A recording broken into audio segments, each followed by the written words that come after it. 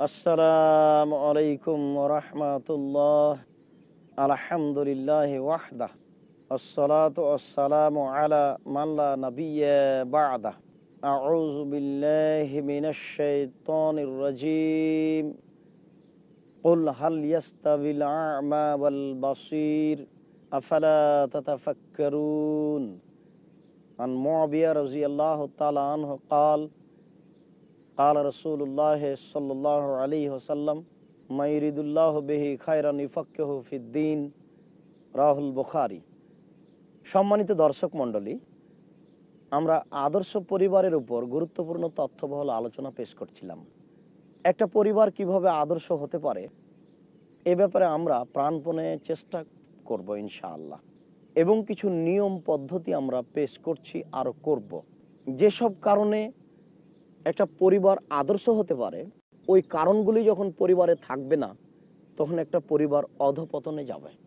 আমরা এ ব্যাপারে সর্বপ্রথমে যাদেরকে আমরা হিসাব রেখেছি তারা হচ্ছে গার্জেন, পিতা মাতা যদি সতর্ক সাবধান না থাকেন তাহলে পরিবার মাঠে মারা যাবে, যেটা একেবারে খোলাখুলিভাবে আল্লাহর রসুল দায়ী করেছেন পিতা মাতাকে। আমরা পরিবার সংশোধনের জন্য দ্বিতীয় স্তরে থাকব বিদ্যায় যদি ত্রুটি হয় তাহলে পরিবার ভুল পথে চলে যাবে, সঠিক পথ পাবে না। তো বিদ্যায় যদি ভুল থাকে তাহলে জাতি কল্যাণ পাবে কি করে, আর পরিবার কল্যাণ পাবে কি করে?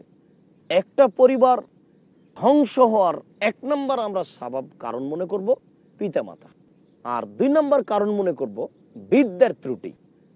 বিদ্যায় ত্রুটি থাকলে পরিবার রক্ষা হবে না। আমি আলোচনা করার পূর্বে আপনার সাথে একটু 2 মিনিট কথা বলি, তাহলে আমাদের কোরআন হাদিসের আলোচনাটা স্পষ্ট হবে।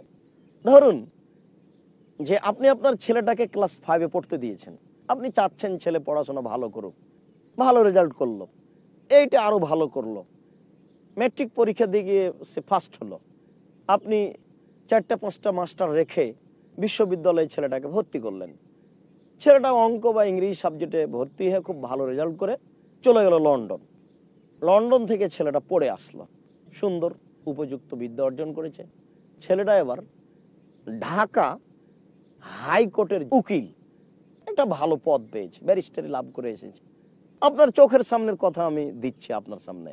এবার আমি একটা কারণবশত কেস নিয়ে গেছি ঢাকা হাইকোর্টে, আপনার ছেলের হাতে কেসটা দিয়েছি। আপনার ছেলে আমাকে বলল কত টাকা নিয়ে এসছেন, আমি 20,000 টাকা নিয়ে এসেছি, দিলাম। দিয়ে বললো যে 10 দিন পরে দেখা করবেন।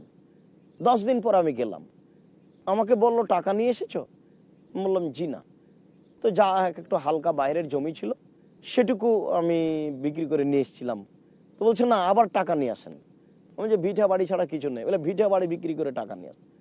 তো পরে গিয়ে আহাল পরিবারকে বের করে দিয়ে ভিটা বাড়ি বিক্রি করে আপনার ছেলের হাতে দিলাম। এখন পর্যন্ত আপনার ছেলে কেস চালু করেনি, আমার বাড়ি বিক্রি করে আপনার ছেলের হাতে টাকা দিয়েছি আমি। যে প্যান্ট আপনার ছেলে পরে আছে ওটা টাকনুর নিচে আছে। যে গাড়িটাতে আপনার ছেলে হাইকোর্টে এসেছে ওই গাড়িটা আমার টাকা দিয়ে কিনা আছে, অন্যায় টাকা, সেটা আপনার ছেলের বৈধ উপার্জিত নয়, আর একজনের টাকা দিয়ে কিনা আছে। আপনার ছেলের গাড়িতে একটা কুকুরের মূর্তি আছে, আপনার বৌমা নগ্ন পোশাক পরে থাকে, মাথার চুল ছোট আছে। বলুন আপনার শিক্ষার ফলাফল কি? আমি কি ভুল বলছি? যদি ভুল বলি তাহলে আপনি পরিবেশের সাথে মিল করে দেখুন, ত্যাগ করতে হবে ভুল বললে। মানে ত্রুটি কোথায়? আপনি তো খুব বড় আশা নিয়ে পড়াশোনা করেছেন ছেলেকে, লাখ লাখ কোটি কোটি টাকা আপনি ব্যয় করেছেন, আপনার এতে ব্যয় করতে আপনার কোনো ইয়ে ছিল না, দ্বিধা ছিল না, ছেলেকে বড় করতে হবে। আপনার ছেলের পরিণতি এই, যতদিন পর্যন্ত আমি নিজে সহ ছেলে মেয়েকে ওই শিক্ষা দিতে না পেরেছি যেই শিক্ষা ভালো মন্দ বুঝাবে, আমার ছেলেকে ভালো মন্দই বুঝাতে পারেনি আমার এই দীর্ঘ 16 বছর 18 বছর বিদ্যে, লাখ লাখ টাকা খরচ করিয়ে আমার ছেলেকে আমি ভালো মন্দটাই শিখাতে পারিনি। আমি তো মনে করি আপনার আমার ছেলে সবচেয়ে বড় কসাই নয়, ও সব টাকা নিল আমার কাছ থেকে, ও তো আপনার ওই কেসই চালু হয়নি। বিদ্যা কাকে বলে? আল্লাহ নবী বলছেন যে এমন একটা সময় চলে আসছে, লায়াদ্রিল কাতেল ফিমা কাতালা ওয়ালাল মাকতুল ফিমা কোতেলা, হত্যাকারী বুঝবে না কেন আমি মারলাম, নিহত ব্যক্তি বুঝবে না কেন আমি মরলাম। আমি নিজেই জানি না যে আমি কেন মারলাম আর কেন মরলাম, অথচ আপনার ছেলে জজ, আমার আজীবন জেল দিয়েছে। আপনার ছেলে কি বিদ্যা শিক্ষা অর্জন করেছে? ভালো মন্দ বুঝে? আল্লাহুস সামাদ। 2 নম্বর পরিবার ধ্বংসের কারণ হচ্ছে বিদ্যা।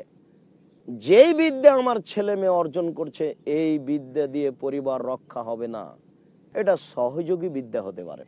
আল্লাহ তাআলা বলছেন যে ফা'লাম আন্নাহু লা ইলাহা ইল্লাল্লাহ, এই বিদ্যা অর্জন করো যে আল্লাহ ব্যতীত কোনো মাবুদ নেই।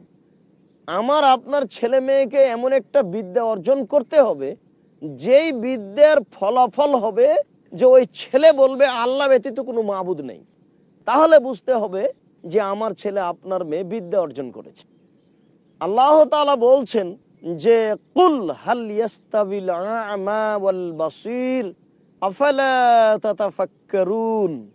মুহাম্মদ সাল্লাল্লাহু আলাইহি সাল্লাম, আপনি বলুন যে অন্ধ ব্যক্তি আর শিক্ষিত ব্যক্তি কি সমান? সবাই আমরা বলবো যে না।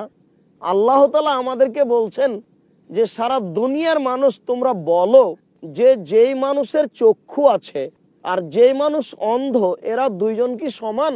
তো আমরা সবাই বলবো জি না, সমান নয়। আল্লাহ তাআলা এখন বলছেন যে আফালা তাতাফাক্কারুন, তোমরা কেন চিন্তা করো না? তা আল্লাহ তাআলা আমাকে সৃষ্টি করেছেন, তার হুকুম মানতে হবে। আল্লাহ তাআলা বলেছেন আহাল্লাল্লাহুল বাইআ ওয়া হাররামার রিবা, আল্লাহ তাআলা ক্রয় বিক্রয়কে বৈধ করেছেন, সুদকে হারাম করেছেন। তা আমি বিদ্যা অর্জন করেছি, কই সুদকে তো হারাম বলতে পারি না, তাহলে এটা বিদ্যা নয়। আল্লাহ তাআলা আমাকে বলছেন চিন্তা ভাবনা করতে। যেই বিদ্যা মানুষকে চিন্তা ভাবনা করতে বলে সেটাই মূলত বিদ্যা। যেই বিদ্যা মানুষকে হক ও বাতিল বুঝার জন্য চেষ্টা করতে বলে সেটাই মূলত বিদ্যা। যেই বিদ্যা মানুষকে নগ্ন হতে নিষেধ করে সেটাই মূলত বিদ্যা। তাই তো আল্লাহ বলছেন যে তোমরা কেন চিন্তা করো না? আমার ছেলে মেয়ে যদি এমন বিদ্যা অর্জন করে যে বিদ্যাতে ও চিন্তা করতে শিখবে, ভাবতে শিখবে, এটা কি ঠিক? আমি যে একটা মিথ্যা কথা বললাম, এটা কি ঠিক? আমি যে এভাবে দাড়ি চেঁচে ফেললাম, এটা কি ঠিক? আমি যে সুদ খাচ্ছি, এটা কি ঠিক? আমি যে এইভাবে ব্রাক অফিসে ব্যবসা করছি, চাকরি করছি, এটা কি ঠিক? আমি যে এই প্রায় 1400 অন্যায় এনজিওর সাথে জড়িত, এটা কি ঠিক? তাহলে বোঝা যাবে যে আপনার ছেলে বিদ্যা অর্জন করেছে। বিদ্যা তাকে বারবার বলছে এটা ঠিক, এটা বেঠিক, এটা ঠিক, এটা বেঠিক। মহান আল্লাহ বলেন কুল হাল ইয়াস্তাবিল্লাযীনা ইয়ালামুনা ওয়াল্লাযীনা লা ইয়ালামুন ইন্নামা ইয়াতাযাক্কারু উলুল আলবাব। মুহাম্মদ সাল্লাল্লাহু আলাইহি সাল্লাম, আপনি বলুন যারা লেখাপড়া জানে আর যারা লেখাপড়া জানে না তারা কি সমান? আমরা তো বলবো যে সমান নয়। এরপরে আল্লাহ তাআলা বলছেন নিশ্চয় উপদেশ গ্রহণ করে শিক্ষিত মানুষ। সম্মানিত দর্শক মণ্ডলী, আল্লাহ তাআলা বলছেন যে শিক্ষিত মানুষ উপদেশ গ্রহণ করে।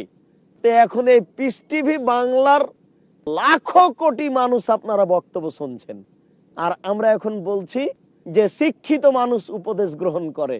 তা আমরা বললাম যে আপনারা শিক্ষিত মানুষ, টাকনুর নিচে প্যান্ট পরা হারাম, দেখি এখন থেকে ত্যাগ করতে পারেন কিনা। আল্লাহ তাআলা বলেছেন নারী মাথায় কাপড় না দিয়ে বের হতে পাবে না। আপনারা সবাই এখন এই পিস টিভি বাংলার বক্তব্য শুনছেন। আল্লাহ বলেছেন যারা শিক্ষিত তারা উপদেশ গ্রহণ করে। আমরা তো বলতে পারি যে মুসলিম বোন, আপনি যদি এখন ইসলাম নীতি না মানেন তাহলে আপনি শিক্ষিতা নন। এটা বললে কি আমাদের ভুল হবে? আল্লাহ তাআলা বলছেন যে শিক্ষিত মানুষ উপদেশ গ্রহণ করে। তা আপনি যে হাট বাজারে নগ্ন অবস্থায় চলছেন, আমি যদি বলি যে আপনি শিক্ষিতা নন, তাহলে কি আমার বলা ভুল হবে? আপনি একটা সুদের ব্যাংকে চাকরি করেন, আমি যদি বলি যে আপনি শিক্ষিত নন, তাহলে কি আমার বলা ভুল হবে? নাউজুবিল্লাহ। আপনি আমাকে বলতে পারেন যে আপনি ঠিক বলেননি, কিন্তু আল্লাহকে কিভাবে বলবেন? তাহলে কি আমি আর আপনি বলবো যে আল্লাহ বুঝেন না? নাউজুবিল্লাহ মিন যালিক, আস্তাগফিরুল্লাহ। এটা তো হতে পারে না। আল্লাহ তাআলা বলছেন যে শিক্ষিত মানুষ উপদেশ গ্রহণ করে। তা আপনার ছেলে ইসলামী পোশাক পরে যাবে, দেখি শিক্ষিত কিনা, শিক্ষিতা কিনা। আল্লাহ তাআলা উপদেশ দিয়েছেন, বলেছেন যে শিক্ষিত মানুষ উপদেশ গ্রহণ করবে। নিজের বিচার অপরের উপরে চাপিয়ে জান্নাত লাভ করা যাবে না। নিজের বিচার অপরের উপরে চাপিয়ে জান্নাত লাভ করা যাবে না। সম্মানিত মুসলিম বোন, আমরা বলতে চাচ্ছি, ইসলামী পোশাক পরে চলার চেষ্টা করুন। সালোয়ার কামিজ মেক্সি চাদর পরুন। যদি সম্ভব না হয় শাড়ি যদি পরেন, তাহলে 2 ছাঁটের ব্লাউজ পরুন। 2 ছাঁটের ব্লাউজ মানে যার হাত হবে কবজি পর্যন্ত, নিচের দিক কোমরের নিচে চলে যাবে। 1 থেকে 1.5 গজ কাপড়ের ব্লাউজ পরতে হবে। আমরা উপদেশ দিচ্ছি, আল্লাহ তাআলা বলেছেন যে শিক্ষিত মানুষ উপদেশ গ্রহণ করে। আমরা বলি না যে শাড়ি পরা হারাম, এ কথা আমরা বলি না, কিন্তু আমরা বলছি যে যেই বাড়িতে দেবর ভাসুর আছে সেই বাড়িতে কি একজন নারী নগ্ন পোশাকে থাকতে পারে? তাহলে কি সে শিক্ষিতা? আমরা আপনাদেরকে কষ্ট দিতে চাচ্ছি না, আমরা বিষয়টি আসলে পেশ করতে চাচ্ছি যে আল্লাহ আমাদেরকে কি বলছেন। আমরা সংক্ষিপ্ত সময়ের জন্য একটা বিরতিতে যাচ্ছি। ইনশাআল্লাহ এই বিরতির পরে আপনাদের সামনে এই বিষয়ে আরো গুরুত্বপূর্ণ তথ্যবহুল আলোচনা হবে। আল্লাহ আমাদেরকে আলোচনা বুঝাও তৌফিক দান করুক। আল্লাহু আমিন। আসসালামু আলাইকুম ওয়া রাহমাতুল্লাহ। আসসালামু আলাইকুম ওয়া রাহমাতুল্লাহ। সম্মানিত দর্শক মণ্ডলী, আপনারা অপেক্ষায় বসে আছেন, এই জন্য আমরা আপনাদের শুকরিয়া আদায় করি। জাযাকাল্লাহ খায়ের। আমরা গুরুত্বপূর্ণ তথ্যবহুল আলোচনা পেশ করছিলাম যে একটা পরিবার রক্ষা পেতে পারে ঠিক বিদ্যায়। বিদ্যা যদি বেঠিক হয়ে যায় তাহলে পরিবার রক্ষা পাবে না। আল্লাহ তাআলা বলছেন, ওয়াতিলকাল আমসাল নাযরিবুহা লিন্নাস, অসংখ্য দৃষ্টান্ত পেশ করেছি মানুষের জন্য, লা ইয়াকিলুহা ইল্লাল আলিমুন, এসব দৃষ্টান্ত শিক্ষিত মানুষ ছাড়া কেউ গ্রহণ করবে না। চন্দ্র আসে চলে যায়, এটা একটা নিদর্শন। সূর্য আসে চলে যায়, এটা একটা নিদর্শন। ঘাস গজালো, বড় হলো, পেকে নষ্ট হয়ে গেল, এটা একটা নিদর্শন। একটা ডিম একটা মুরগি নিয়ে বসে থাকলো, 18 দিন পরে বাচ্চা হয়ে গেল, এটা একটা নিদর্শন। তুত গাছ গরুতে খেলে গোবর হবে, তুত গাছ যদি পলু পোকা খায় তাহলে রেশমি সুতা হবে, তুত গাছ যদি হরিণ খায় তাহলে আপনার কুস্তুরি আতর হবে। একটা গাছ 3 শ্রেণীর প্রাণী খেলে 3 রকম হবে, এটা কে করলো? আল্লাহ তাআলা বলছেন, ওয়াতিলকাল আমসাল নাযরিবুহা লিন্নাস লা ইয়াকিলুহা ইল্লাল আলিমুন, অসংখ্য দৃষ্টান্ত পেশ করেছি, শিক্ষিত মানুষ ছাড়া কেউ বুঝে না। বলেন তো, আমি আর আপনি, আপনার মেয়ে, আপনার ছেলে এইসব নিদর্শন দেখে কি শিক্ষা অর্জন করেছে? সে কি বলেছে, আব্বু আমরা এখন বড় হয়েছি, বিদ্যা অর্জন করেছি, আল্লাহ এক অদ্বিতীয়, সুদ খাওয়া যাবে না, সুদ ত্যাগ। আব্বু আমরা বড় হয়েছি, শিক্ষা অর্জন করেছি, এভাবে সলাত আদায় না করে থাকা যাবে না, আমাদের বাড়িতে সবাইকে একসাথে সলাত আদায় করতে হবে। আব্বু, মেয়ে বলছে, আব্বা এটা আমাদের ঠিক নয়, আমরা যেভাবে চলছি এই পরিবেশ পরিবর্তন করতে হবে। আব্বু আমরা শিক্ষা অর্জন করেছি আল্লাহ এক, আল্লাহর আদেশে আসমান চলে, জমিন চলে, সূর্য তারকা চলে, পৃথিবী চলে।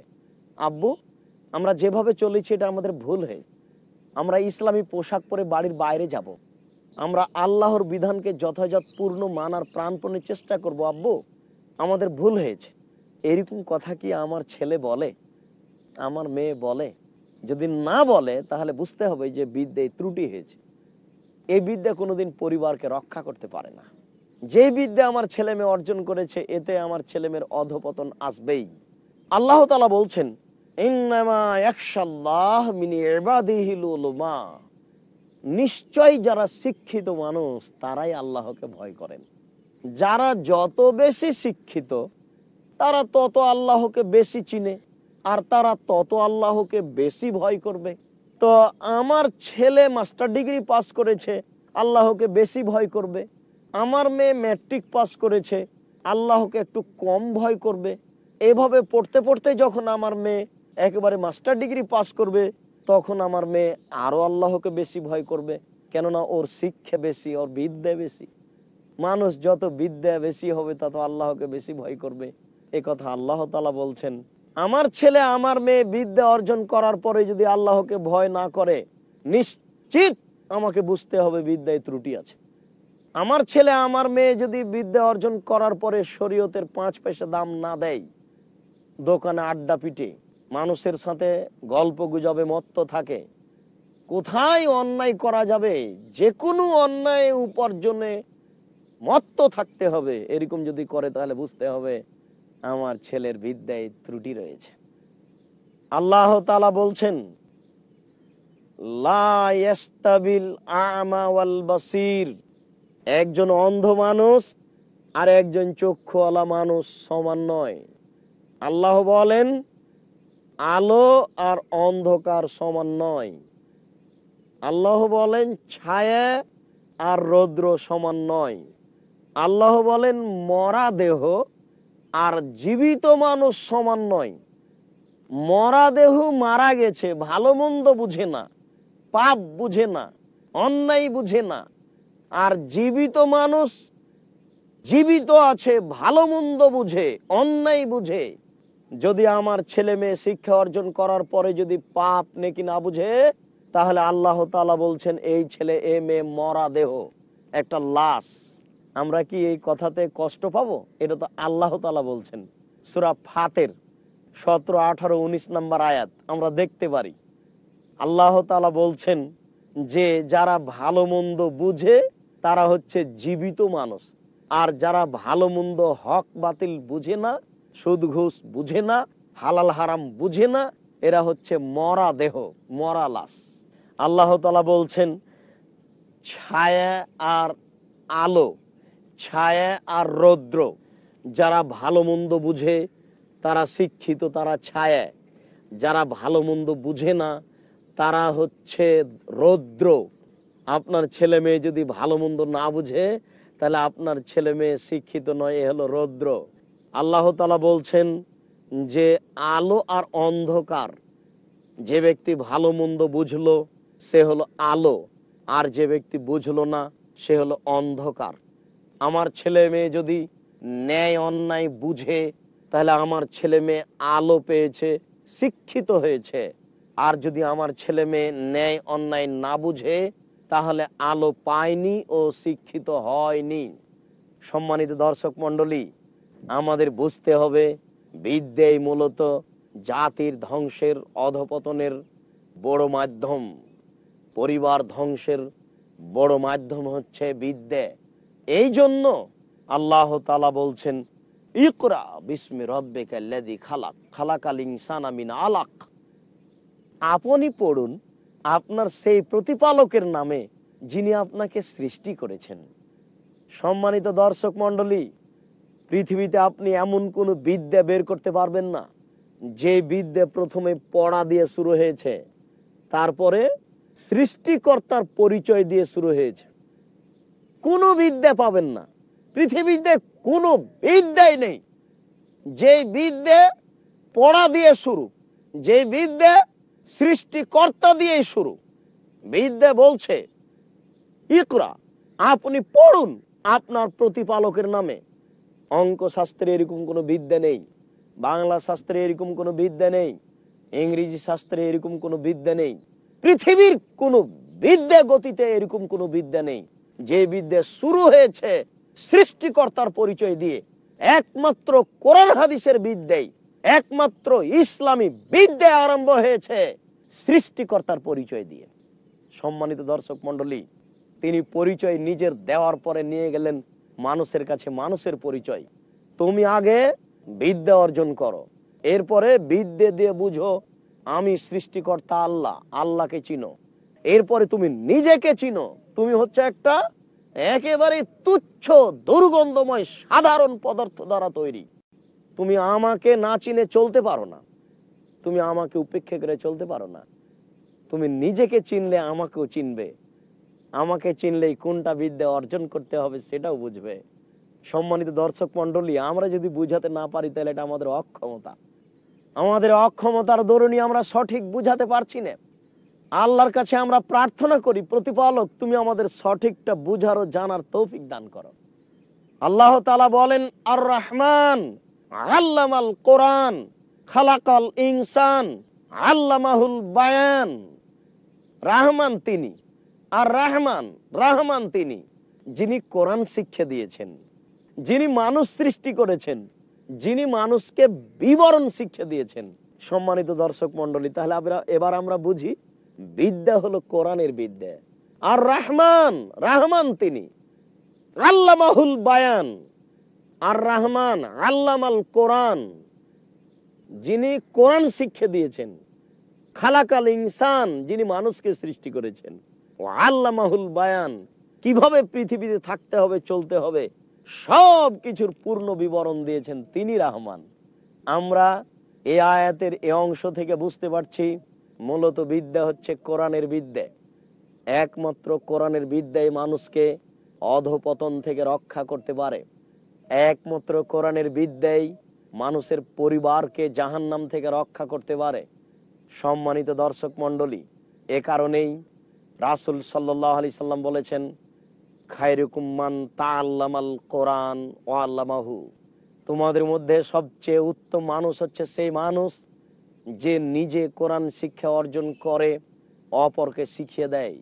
তোমাদের মধ্যে সবচেয়ে শিক্ষিত মানুষ হচ্ছে সেই মানুষ যে মানুষ নিজে কোরআন শিক্ষা করে এবং অপরকে শিক্ষা দেয়। আপনার ছেলে মেয়ে যে শিক্ষা অর্জন করেছে, আমরা তাকে তুচ্ছ করি না, আমরা তাকে হেউ তুচ্ছ করি না, আমরা সেই বিদ্যা উপেক্ষা করব এ কথা আমরা বলি না। আমরা বলছি আপনার ছেলে মেয়ে জাহান্নাম থেকে বাঁচতে পারে এমন বিদ্যা কি? সেই বিদ্যাই হলো কোরআনের বিদ্যা, সেই বিদ্যাই হলো আপনার ইসলামী বিদ্যা। আর না জানাই হচ্ছে জাহেলিয়াত।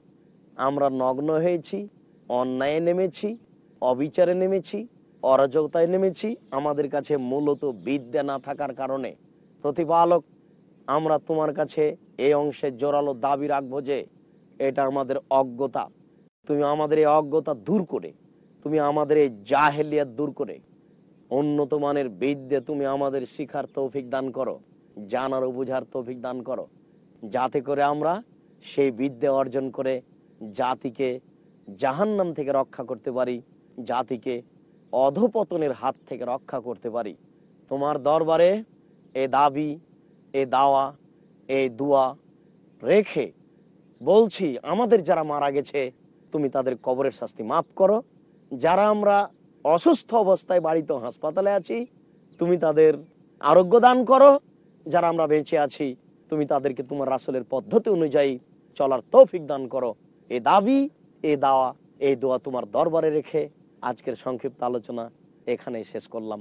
সুবহানাকা আল্লাহুম্মা ওয়া বিহামদিকা আশহাদু আল্লা ইলাহা ইল্লা আনতা আস্তাগফিরুকা ওয়া আতুবু ইলাইক। আসসালামু আলাইকুম ওয়া রাহমাতুল্লাহ।